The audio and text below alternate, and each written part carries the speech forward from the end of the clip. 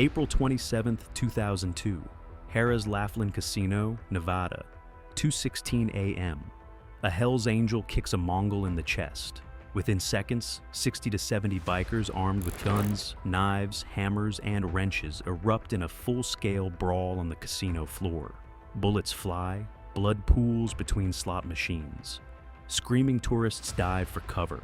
When the smoke clears, 3 men are dead. This wasn't a random fight. This was the culmination of a 25-year war. A war over a single piece of fabric. A war over the right to wear California on a motorcycle patch. This is the story of the Mongols versus the Hells Angels. Connection loop. The Mongols Motorcycle Club and the Hells Angels, two of the most violent outlaw biker gangs in American history. For decades, they've battled for territory, for respect, and for control of California's lucrative drug trade, worth billions annually. But the war began with something simpler, a patch, a bottom rocker that read California. The Hells Angels claimed exclusive rights to it. The Mongols wore it anyway. And what followed was bombings, ambushes, assassinations, and the deadliest casino fight in American history. Welcome to the California Territory War. The birth of the Mongols. C. December 5th, 1969. Montebello, California, a working-class city in Los Angeles County. A group of Hispanic bikers, many of them Vietnam War veterans still dealing with trauma from combat, come together to form a new motorcycle club. They call themselves the Mongols, inspired by the legendary 13th century Mongol Empire, known for its fierce warriors and ruthless conquests under Genghis Khan. Why start a new club when dozens already existed in Southern California? Because the Hells Angels, the largest and most powerful outlaw motorcycle club in America, wouldn't accept them as members. The Hells Angels, founded in 1948 in Fontana, California by returning World War II veterans, had strict membership rules that had become increasingly exclusionary. In the late 1960s, the club was predominantly white. Hispanic and minority bikers faced open discrimination. They were rejected from membership based on ethnicity, regardless of their qualifications, motorcycle skills, or criminal capabilities. So they formed their own club. And from the very beginning, the Mongols carried a chip on their collective shoulder, a determination to prove they were just as tough, just as dangerous, and just as worthy of respect as the Hells Angels who had rejected them. By the mid-1970s, the Mongols had established chapters across Southern California, including Los Angeles, San Bernardino, and San Diego. They were deeply involved in drug trafficking, particularly methamphetamine production and distribution. They were violent, earning reputations for brutality that exceeded even the Hells Angels in some respects. And they were growing fast, recruiting aggressively from Hispanic communities, where young men saw the club as a path to respect, brotherhood, and financial opportunity. But there was a fundamental problem. Southern California was Hells Angels territory. The Hells Angels had been operating in California for over 20 years. They viewed the entire state as their domain. And they didn't tolerate rivals, especially rivals they viewed as inferior due to racial prejudices that were common in outlaw biker culture. The bottom rocker? A patch worth killing. 4. In the world of outlaw motorcycle clubs, patches worn on the back of leather or denim vests, known as colors, mean everything. These patches represent membership, territory, and identity, in ways that outsiders struggle to understand. They're more important than family, more important than law, more important than life itself. The most important patch is the bottom rocker, the curved patch at the bottom of the vest that indicates where the club is based. For the Hells Angels, wearing a California bottom rocker symbolized dominance over the entire state, a claim to territorial supremacy that dated back to the club's founding in California in 1948. Initially, the Mongols wore city-specific rockers reading Los Angeles, San Diego, or San Bernardino. This was acceptable to the Hells Angels because it indicated the Mongols were localized, not claiming statewide territory that would challenge Hells Angels' supremacy. But in 1977, after a violent confrontation at a motorcycle swap meet, the Mongols made a bold and deliberate move. They started wearing a California bottom rocker, identical to what the Hells Angels wore. To the Hells Angels, this was an unforgivable insult that demanded violent response. It meant the Mongols were claiming California as their own. It meant they were challenging Hells Angels' supremacy. It meant war. The 1977 Anaheim Convention Center. Brawl March 11th, 1977. Anaheim Convention Center, a massive venue in Orange County that hosted everything from political conventions to entertainment events. A motorcycle swap meet attracted hundreds of bikers buying, selling, and trading parts, bikes, and memorabilia. Among them, a large group of Mongols and 9 Hells Angels. The catalyst for violence was Chester Bud Green, a former Hells Angels member who had been expelled from the club after committing an unforgivable sin in biker culture, testifying against another member in court. Green had joined the Mongols seeking protection and brotherhood. He was also living with the ex-wife of a Los Angeles Hells Angels member, adding personal insult to organizational betrayal. On the convention center floor, tensions that had been building for months exploded into violence. The 9 Hells Angels, despite being outnumbered by dozens of Mongols, attacked with extreme aggression born from both outrage and desperation. The Mongols, despite their superior numbers, were beaten badly in the brawl. Several Mongols suffered serious injuries requiring hospitalization. The Hells Angels escaped before police arrived, disappearing into the crowd outside. For the Mongols, it was humiliating and unacceptable, and it marked a turning point in the club's history. Shortly after the Anaheim brawl, the Mongols began wearing the California rocker openly and defiantly. They weren't asking permission from the Hells Angels. They weren't negotiating territorial boundaries. They were making a statement that would resonate throughout the outlaw biker world. We're here. We're not backing down. Come at us if you dare. The Hells Angels called an emergency club meeting on July 7, 1977, bringing together leadership from all California chapters. The vote was unanimous. War, not harassment, not intimidation. War, total war aimed at destroying the Mongols as an organization. The 1977 Biker War, 3 months of violence. What followed was 3 months of violence that left 5 people dead and fundamentally reshaped California's outlaw biker landscape. July 29, 1977. Mongols member Alan Bishop was riding his motorcycle through Kern County in Central California when he was shot and killed in what investigators determined was a targeted assassination. It was the first murder in the war, and it sent a message that this conflict would be fought without restraint or mercy. September 5, 1977. This date witnessed the deadliest single incident of the war. A procession of Mongols members was returning to San Diego from their annual Labor Day motorcycle run at the Kern River, a traditional gathering where clubs camped, drank, and celebrated. As they rode north on Interstate 15 near Escondido in San Diego County, a 3-man Hells Angels hit team ambushed them in a drive-by shooting using an AR-15 style rifle and a Soviet-made machine gun. 2 Mongols were shot and killed. Emerson Redbeard Morris, who served as San Diego chapter president, and Raymond Jingles Smith, the chapter's sergeant-at-arms responsible for security and enforcement. Morris died at the scene on the interstate. Smith died shortly after at Palomar Medical Center, despite emergency treatment. Their wives, riding on the back of their motorcycles as passengers, were wounded in the attack. Dolores Morris was left paralyzed for life, confined to a wheelchair with permanent spinal cord damage. September 9th, 1977. 4 days after the IS-15 ambush, the bodies of Morris and Smith were on display at the Conrad Mortuary in Lemon Grove for viewing before burial. A member of the San Diego Hells Angels arrived in a white Rambler sedan, delivered a bouquet of red and white carnations representing the Hells Angels colors, and left. Minutes later, a car bomb hidden in the Rambler exploded in the mortuary parking lot. 3 people were wounded, 2 Mongols members and 1 civilian. A limousine was destroyed. The bombing was intended to kill mourners attending the funeral, turning grief into more death.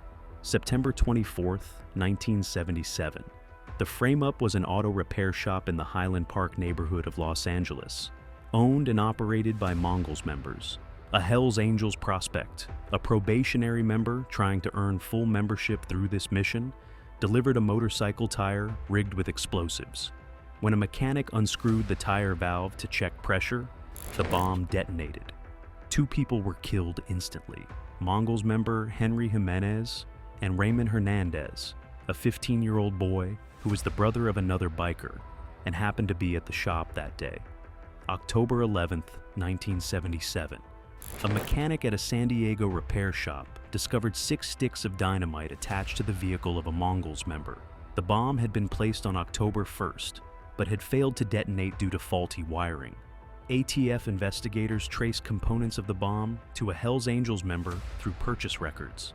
By late October 1977, law enforcement finally intervened with sufficient force to slow the violence. The ATF, FBI, and local police launched investigations that led to multiple arrests. Charges were filed, and gradually the violence subsided as both sides realized continued warfare would result in total destruction of both organizations through arrests and deaths. The Peace Treaty. Dividing California. By the early 1980s, both sides were exhausted from years of violence and law enforcement pressure. The war had cost lives, drawn massive police attention that disrupted criminal operations, and hurt both clubs financially. A peace agreement was negotiated through intermediaries. The terms divided California into spheres of influence. The Mongols would control Southern California. They could wear the California bottom rocker without challenge. They had free reign over Los Angeles, Orange County, San Diego, San Bernardino, Riverside, and other southern regions to establish chapters and conduct criminal operations. The Hells Angels would control Northern California exclusively. The Mongols were forbidden from expanding north of a line roughly following the Tehachapi Mountains. Northern California, including San Francisco, Oakland, San Jose, Sacramento, and all territory north, belonged exclusively to the Hells Angels. The Hells Angels could retain their existing Southern California chapters located in Monterey, Orange County, Riverside, Fresno, Ventura, San Diego, and San Bernardino. They wouldn't abandon the South, but they acknowledged Mongols' dominance in the region. For nearly 2 decades, from the early 1980s through the late 1990s, the peace held relatively well. Both clubs focused on expanding their criminal operations and recruiting new members. Conflicts were limited to minor disputes that didn't escalate into war.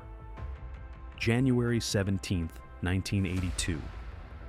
The Horseshoe Tavern Murder. Even during the peace, tensions simmered beneath the surface. On January 17, 1982, 5 Mongols attacked San Diego. Hells Angels Sergeant-at-Arms Raymond Fat Ray Piltz at the Horseshoe Tavern in San Diego County.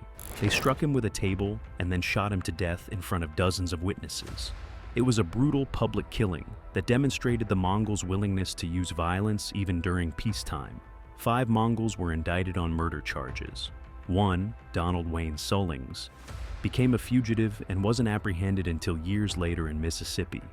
Mongols member Scott Jr. Erickson was ultimately convicted of involuntary manslaughter rather than murder and served 4 years in prison, a relatively light sentence given the circumstances.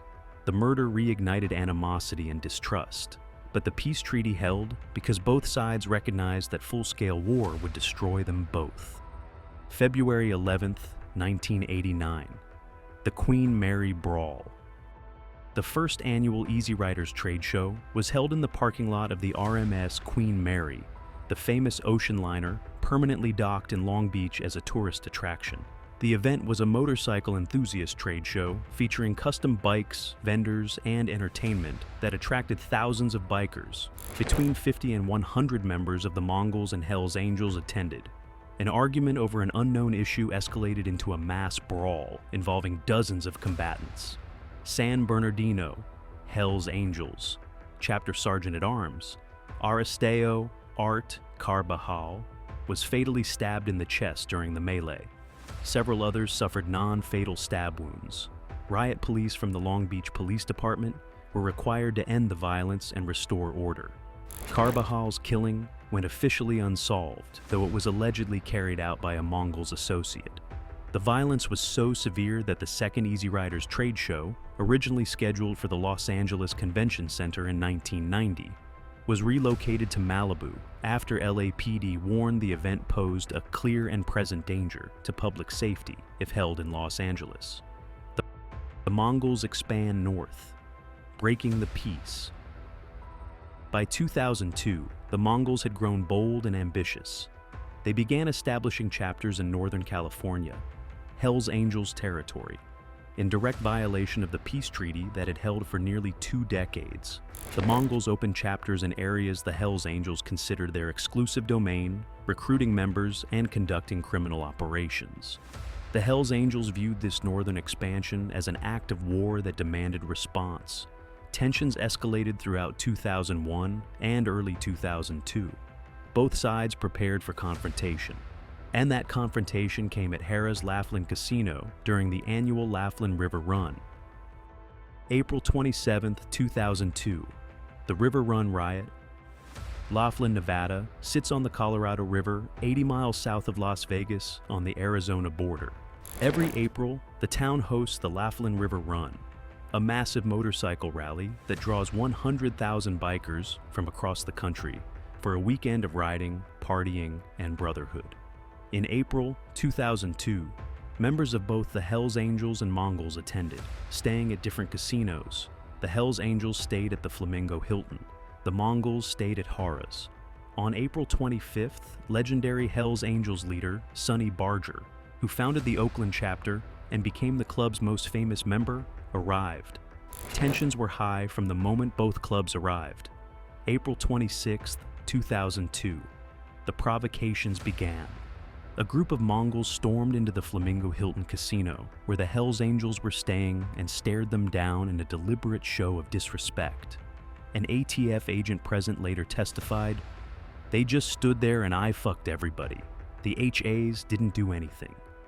Around 9:30 p.m., a group of Mongols surrounded a Hells Angels motorcycle on display in the Golden Nugget Casino lobby, preventing anyone from seeing it. They finally left around 11:30 p.m. Police were understaffed due to budget cutbacks. Only 2 officers were assigned to monitor the entire River Run event involving 100,000 bikers, an impossibly inadequate number. April 27, 2002, 2:16 a.m. At Harrah's Casino, a group of Hells Angels arrived looking for confrontation. A Mongol deliberately bumped into a Hells Angel. Witnesses saw daggers coming out of this guy's eyes. A Hells Angel said, "We don't want to start this in here, let's take it outside." But the fight didn't go outside. The Hells Angels at Harrah's used cell phones to call for reinforcements from the Flamingo Hilton a mile away. Minutes later, dozens of Hells Angels stormed into Harrah's armed with guns, knives, hammers, and wrenches. Security cameras recorded everything. At exactly 2:16 a.m., Raymond Ray Folks, Sergeant-at-Arms of the Sonoma County Hells Angels chapter, kicked a Mongol in the chest. The brawl exploded across the casino floor. 60 to 70 bikers fought with every weapon available. Guns fired, knives slashed, hammers swung. Tourists screamed and dove for cover. Bullets ricocheted off slot machines. Blood pooled on the casino floor. Hells Angels member Cal Schaefer was captured on security camera, swinging a ball-peen hammer at 2 Mongols, then pulling out a handgun and firing multiple shots.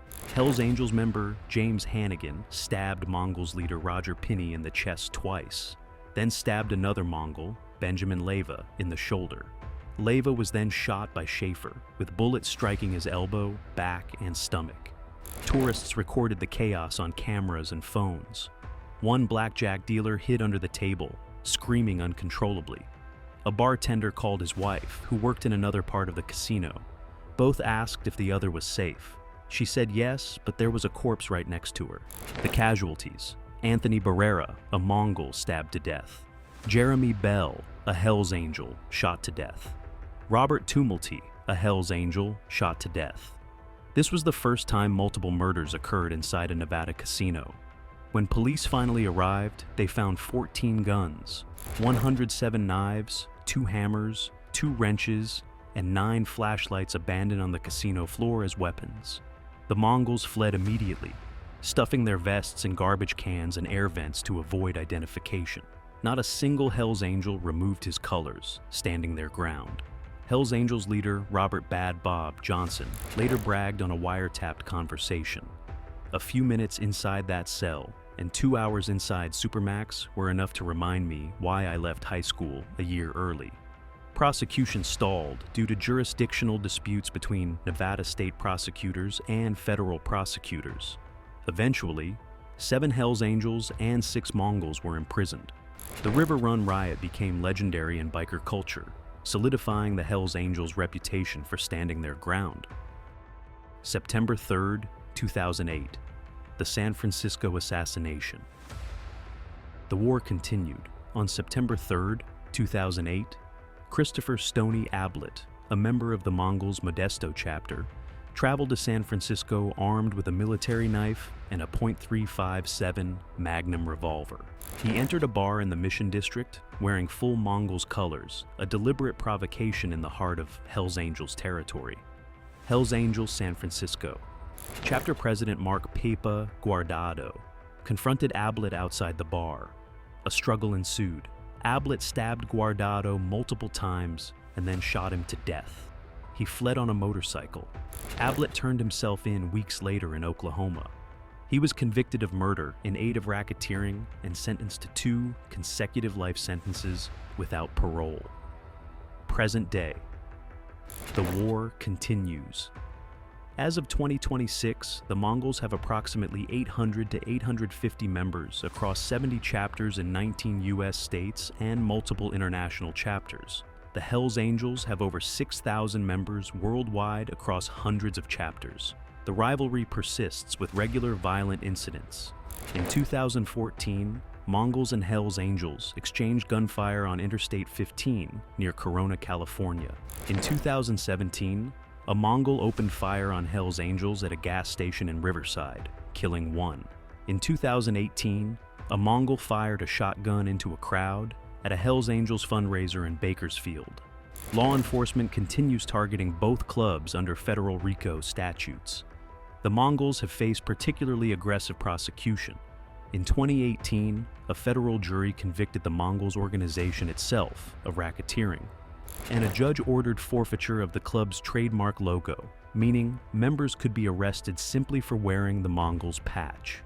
Though that decision was later overturned on First Amendment grounds, it demonstrated the government's aggressive stance. Conclusion: a war without end. The Mongols versus the Hells Angels. A war that began over a patch. A war that's lasted nearly 50 years. A war that's claimed dozens of lives and shows no signs of ending. It's a war over territory worth billions in drug profits. It's a war over respect in the outlaw biker world. It's a war between 2 of the most violent criminal organizations in America. And it's a war that continues because in the world of outlaw motorcycle clubs, backing down means weakness and weakness means death. So, the Mongols wear their California rockers, the Hells Angels defend their turf, and the bodies keep piling up. Welcome to the California Territory War, where a patch is worth more than a life, and where the only rule is never back down.